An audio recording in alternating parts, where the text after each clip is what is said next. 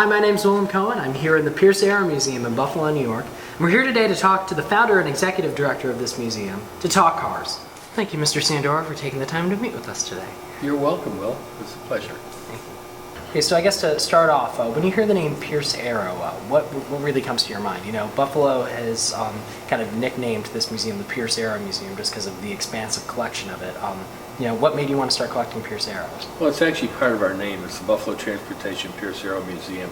And we did that on purpose because the branding, going back to the 1860s when George N. Pierce started at the Buffalo waterfront making bird cages and ice boxes, and up until 1938 was one of the major employers in the city of Buffalo.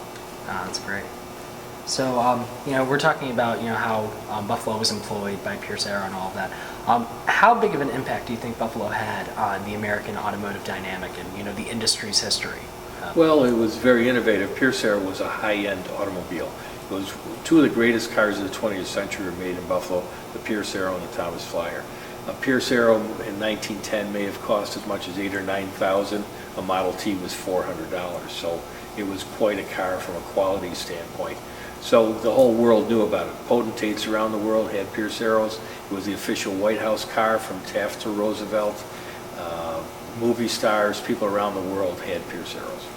So obviously, you know, you have a very strong affinity to the Pierce Arrow brand, you know, so much so. What do you think was the process like to, you know, create a museum of this size and this many cars inside of it? You know, how was it for you? Well, it was a process. It really wasn't, I guess, intentional. I started as a young boy. When I was 2.5 years old, the man next door had a Pierce Arrow up on blocks, and we would sneak in the garage and slide down the fenders until he caught us. And then it was a question of, for me saying, why can't I slide down the fenders of this car? What's so important about this car? And he would patiently tell me, well, it was one of the greatest cars of the 20th century. I've driven this car for years for a wealthy person, and if you'll shut up and quit asking me questions, I'll give you little buttons and pins and photographs of Pierce Arrows so that you'll know more about the car. And it was really fun, and then I'd go home and look at these things and show my parents. Well, it got to be sort of a racket because I'd start to ask everybody's grandfather, did you work at Pierce Arrow or were you a chauffeur? And they'd quiet me down, they'd give me little buttons and pins. So by the time I'm 9 years old, our basement is full of stuff, and my mother said, what are you going to do with all these things? And I said, I'm going to have a museum, of course. What else? Wow.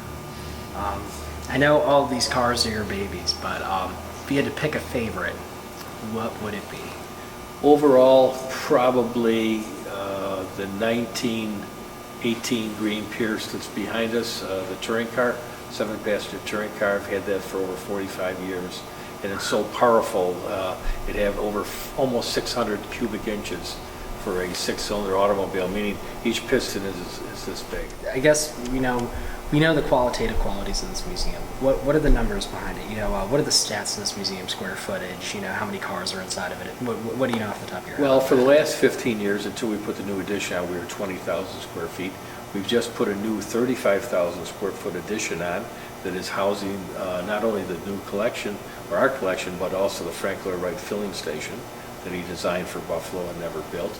And we have a phase 3 that we're ready to do for another 35,000 square feet. Wow. So I've heard, you know, besides being an avid car collector, that you like to collect many other kinds of historical pieces from time. What do you think are your main collections? What do you like to collect? Well, it's quite eclectic, but we have toys and bicycles, mostly transportation-related items, even though we do have a lot of early Buffalo items, lithographs and photographs and paintings and bronze statues, anything that was related to transportation in Buffalo. It's quite a bit of volume, maybe 250,000 pieces. If you were to say, you know, in your opinion, what the future for automobiles in Buffalo is, whether it be production or preservation or history, where do you think it's headed? You know, given there's no doubt in my mind, tourism. We're celebrating Buffalo's history is one of the main tourism factors right now. Our attendance is up gigantic.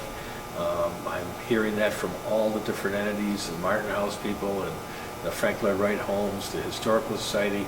Everybody's attendance is up because more and more people are coming to Buffalo to find out this little secret that we've had all these years. Wow. Well, thank you very much for coming down with us and telling us all these great facts and stories about your museum.